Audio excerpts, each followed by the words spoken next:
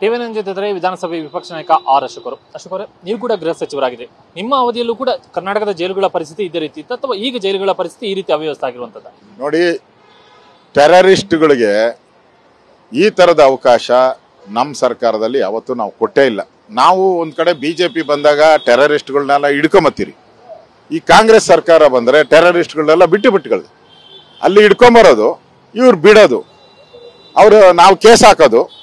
ಈಗ Hubli police station ನುಗ್ಗಿ ಹೊಡೆದ್ರು, ನೀವೇನು ಮಾಡಿದ್ರಿ? ಆ ಕೇಸ್ನೆಲ್ಲ ವಾಪಸ್ ತೆಗೆದ್ರಿ.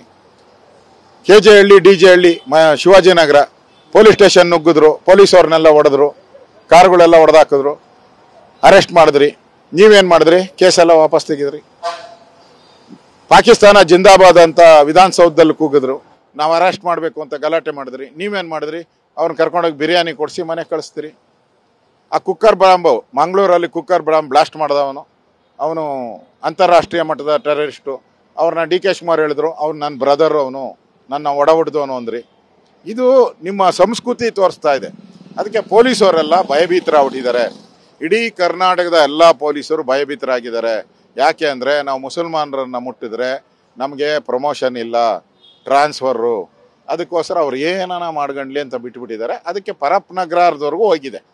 ಆಚೆ ಕಡೆ ಎಲ್ಲ ಈ ಕಾಮನ್ ಎಲ್ಲ ಸ್ಟೇಷನ್ಗಳು ಕೂಡ ಈಗ ಮುಸಲ್ಮಾನರ ಮೇಲೆ ಏನು ಕೇಸ್ ಮಾಡಲ್ಲ. ಈಗ ಅದು ಎಕ್ಸ್ಟೆಂಡ್ ಆಗಿ ಪರಪ್ಪನಗ್ರಹಕ್ಕೂ ಹೋಗಿದೆ ಅಷ್ಟೇ. ಪರಪ್ಪನಗ್ರಹದಲ್ಲಿ ಮುಸಲ್ಮಾನರಿಗೆ ಏನು ಬೇಕು ಟೆರರಿಸ್ಟ್ಗಳು ಎಲ್ಲ ಫೆಸಿಲಿಟಿ ಕೊಡ್ತಾರೆ. ನೀವು ಆರಾಮಾಗಿ ಮಜಾ ಮಾಡಿ. ಈಗ ದೇಶದಲ್ಲಿರೋವಂಥ ಎಲ್ಲ ಟೆರರಿಸ್ಟ್ಗಳು ಅರ್ಜಿ ಆಗ್ತಾ ಇದ್ದಾರಂತೆ. ನನಗಿರೋ ಮಾಹಿತಿ, ನಮ್ಮ ಕರ್ನಾಟಕ ಕೊಡಿ, ಇಲ್ಲಿ ಸೇಫು, ಇಲ್ಲಿ ನೀವು ಗುಜರಾತಲ್ಲಿ, ರಾಜಸ್ಥಾನದಲ್ಲಿ, ಮಧ್ಯಪ್ರದೇಶದಲ್ಲೆಲ್ಲ ಹೊಡಿತಾರೆ ನಮ್ಮನ್ನು, ಊಟ ಸರಿಯಾಗಿ ಕೊಡಲ್ಲ, ನಾವು ಟೆರರಿಸ್ಟ್ ಆಕ್ಟಿವಿಟಿ ಸರಿಯಾಗಿ ಮಾಡೋಕ್ಕಾಗ್ತಾ ಇಲ್ಲ, ಕೊಲೆಗಳು ಮಾಡೋಕ್ಕಾಗ್ತಾ ಇಲ್ಲ, ಅದಕ್ಕೆ ಕರ್ನಾಟಕ ಕಳಿಸ್ಕೊಡಿ, ನಾವು ಇಲ್ಲಿ ಸೇಫ್ ಆಗಿರ್ತೀರಿ, ಇಲ್ಲೆಲ್ಲ ಫೆಸಿಲಿಟಿ ನಮ್ಗೆ ಸಿಗ್ತೈತೆ. ಆ ಭಾವನೆ ಕರ್ನಾಟಕದಲ್ಲಿ, ದೇಶದಲ್ಲಿ ಮೂಡ್ತಾ ಇದೆ. ಇದು ನಾಚಿಕೆಗೇಡಿನ ಸಂಗತಿ. ಈ ಸರ್ಕಾರಕ್ಕೆ ರಾಜ್ಯಪಾಲರು ಛೀಮಾರಿ ಹಾಕಬೇಕು, ರಾಜ್ಯಪಾಲರು ಈ ಸರ್ಕಾರವನ್ನು ವಜಾ ಮಾಡಬೇಕು ಅಂತ ಆಗ್ರಹವನ್ನು ಮಾಡ್ತಾ ಇದ್ದೀವಿ. ಇಲ್ಲಿ ಪರಪ್ಪನಗರದಲ್ಲಿ ದೇಶದ ಭದ್ರತೆಗೆ ಆತಂಕ ಇರುವಂತವ್ರನ್ನ ಇಟ್ಟಿರುವಂತಹ ಸಂದರ್ಭದಲ್ಲಿ ಇಂತಹ ಒಂದು ಅವ್ಯವಸ್ಥೆ ಎಷ್ಟರ ಮಟ್ಟಿಗೆ ಇದು ರಾಜ್ಯದಲ್ಲಿ ಸುರಕ್ಷತೆಯ ದೃಷ್ಟಿಯಿಂದ? ಇದು ರಾಜ್ಯದ ಸುರಕ್ಷತೆ ಅಂತ ದೇಶದ ಸುರಕ್ಷತೆನೇ ಹಾಳಾಗೋಗ್ತಾ ಇದೆ. ಎಲ್ಲೆಲ್ಲಿ ಕಾಂಗ್ರೆಸ್ ಇದೆಯೋ ಅಲ್ಲೆಲ್ಲ ದೇಶದ ಸುರಕ್ಷತೆ ನೋಡೋದೇ ಇಲ್ಲ.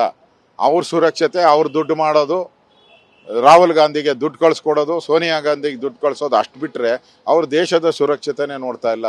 ಅದಕ್ಕೆ ಉದಾಹರಣೆ ಇವತ್ತು ಪರಪ್ಪನಗ್ರಹನೇ. ದೇಶದ್ರೋಹದ ಇಷ್ಟೆಲ್ಲ ಕೆಲಸ ಮಾಡಿದ್ರು, ಗೃಹ ಸಚಿವರು ಮೀಟಿಂಗ್ ಮಾಡ್ತಾ ಇದ್ದಾರೆ. ಏನಂತಂದರೆ, ಯಾರು ವಿಡಿಯೋ ಮಾಡಿದವರು ಚರ್ಚೆ ಮಾಡಬೇಕಾಗಿದೆ. ಯಾರ್ರೀ ಆ ಟೆರರಿಸ್ಟ್? ಎಲ್ಲೆಲ್ಲಿ ಫೋನ್ ಮಾಡಿದ್ದಾನೆ? ಎಷ್ಟೆಷ್ಟು ಕೊಲೆಗಳಾಗಿದೆ ಇವನಿಂದ? ಅವನಿಗೆ ಯಾರು ಮೊಬೈಲ್ ಕೊಟ್ಟವರು? ಅದನ್ನು ತನಿಖೆ ಮಾಡೋದು ಬಿಟ್ಬಿಟ್ಟು ವಿಡಿಯೋ ಮಾಡಿದವ್ರು ಯಾರು? ಇದನ್ರಿ ಈ ಸರ್ಕಾರ ಅಂದರೆ ತಪ್ಪು. ಈಗ ವಿಡಿಯೋ ಮಾಡಿದದ್ದೇ ತಪ್ಪು. ಅವ್ರಿಗೆ ವಿಡಿಯೋ ಮಾಡಿ ಆಚೆ ಬಹಿರಂಗ ಮಾಡಿರೋದು ತಪ್ಪು, ಟೆರರಿಸ್ಟ್ ಆಕ್ಟಿವಿಟಿ ಮಾಡಿರೋದು ತಪ್ಪಲ್ಲ ಅಂತ ಈ ಸರ್ಕಾರದ ಭಾವನೆ. ಈ ಸರ್ಕಾರಕ್ಕೆ ಛೀಮಾರಿ ಹಾಕ್ಬೇಕ್ರಿ. ಮಾನ ಮರ್ಯಾದೆ ಇಲ್ಲ ಈ ಸರ್ಕಾರಕ್ಕೆ. ವಜಾ ಮಾಡ್ಬೇಕು ಈ ಸರ್ಕಾರನ.